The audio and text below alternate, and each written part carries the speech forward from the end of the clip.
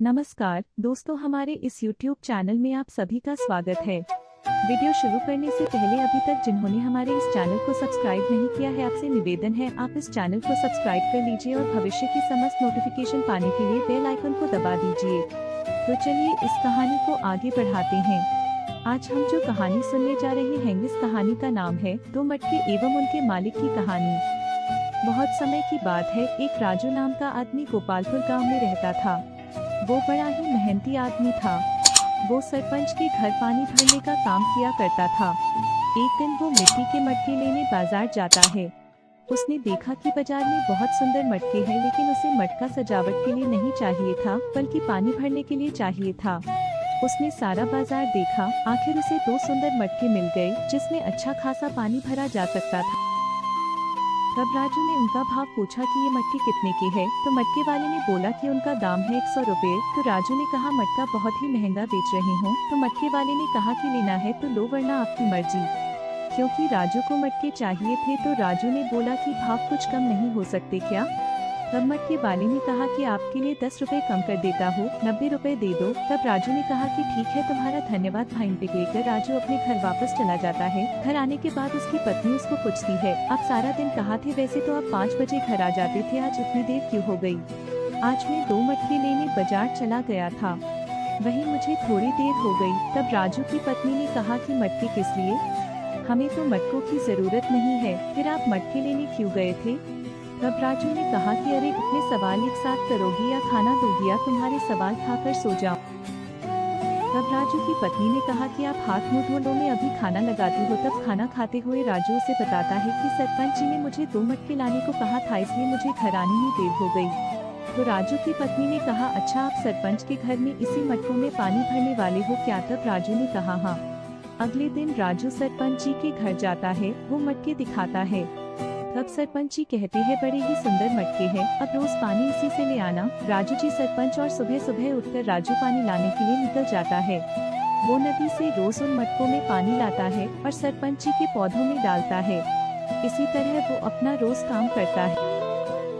एक दिन राजू पानी लेकर जा रहा था, तो पास में बच्चे खेल रहे थे। बच्चे खेलते खेलते जोर से बॉल एक मटके पर मार देते हैं और एक मटका फूट जाता है। तब राजू सोचता है अब मैं क्या करूं, सरपंच जी को क्या जवाब दूं? राजू परेशान हो जाता है, बड़ा उदास होकर सरपंच जी के पास जाता है और बताता है कि 2 में से एक मटका फूट गया है। सरपंच राजू की बात सुनते हैं, कहते हैं कोई बात नहीं राजू, दूसरा मटका ले आओ। तब राजू बोलता है नहीं सरपंच जी, ये मेरे कारण हुआ है, मैं इसी मटके से पानी लाऊंगा, चाहे मुझे पानी लेने 2 बार क्यों न जाना पड़े। सरपंच राजू की बात मान लेते हैं, क्योंकि उन्हें पता था कि राजू मानेगा नहीं। राजू मेहनत करने से पीछे नहीं हटता था। इसी तरह वो पानी भरने रोज नदी जाता और पानी भरकर अपने कंधों पर रखता और सरपंच जी के घर ले जाता। क्योंकि उन दोनों मटकों में से एक मटका टूटा हुआ था, तो उससे पानी बहता रहता था और दूसरा मटका एकदम ठीक था।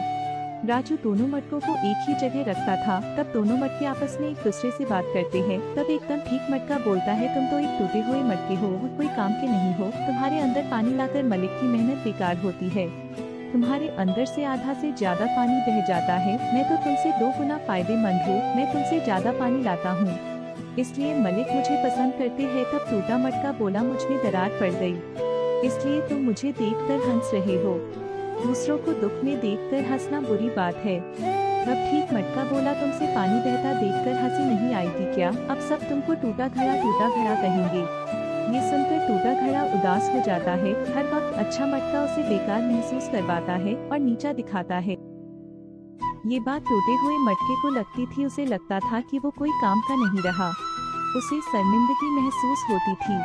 उसे लगा मैं मालिक के काम का नहीं रहा। हमेशा की तरह राजू पानी भरकर सरपंच जी के घर की ओर जा रहा था। तभी टूटे हुए मटके ने कहा, मुझे हटाकर कोई और मटका ले आओ, मैं कोई काम का नहीं हूँ।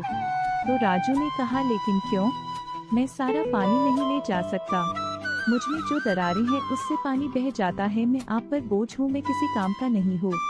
तब राजू ने कहा, तुम सिर्फ अपनी बुराई देख रहे हो, लेकिन मैं तुम्हारी बुराई के पीछे छुपी अच्छाई को देख रहा हूँ, इसीलिए मुझे तुम्हारे अंदर कोई कमी नहीं दिखाई दी। तुम्हें ऐसा क्यों लगता है कि तुम मेरे किसी काम की नहीं हो? तुमने तो मेरी बहुत मदद की है। तो टूटा मटका बोला कि वो कैसे? तब राजू कहता है, जब मैं रोज नदी से वापस आता हूँ, तब आधा पानी जमीन पर गिर जाता है, जिस वजह से वहाँ के जल रहे फूल अच्छे से उग रहे। तो तुम कैसे अपने आप को नकारा समझते हो? टूटा मटका बोला कि इन सब में आपकी मदद कैसे हुई मालिक? तब राजू ने कहा कि वो जो फूल उगते हैं, मैं उन्हें बाजार में बेचकर कुछ पैसे कमा लेता हूँ जिससे मुझे फायदा होता है। ये सब तुम्हारे कारण ही तो हो पाया है, तो अब से तुम कभी अपने आप को कम मत समझना। मटका बोला, ओह, मुझे पता नहीं था ऐसे भी काम आ सकता हूँ। यह सुन के अच्छे मटके को अपनी गलती का एहसास हो गया और टूटे मटके से माफी मांगता है। मुझे माफ कर दो मेरे दोस्त, मैंने तुम्हारा दिल दुखाया है। मुझे तुम्हारी कमजोरी का मजाक नहीं उड़ना चाहिए था। मैं अपनी गलती पर शर्मिंदा हूँ, मुझे माफ कर दो।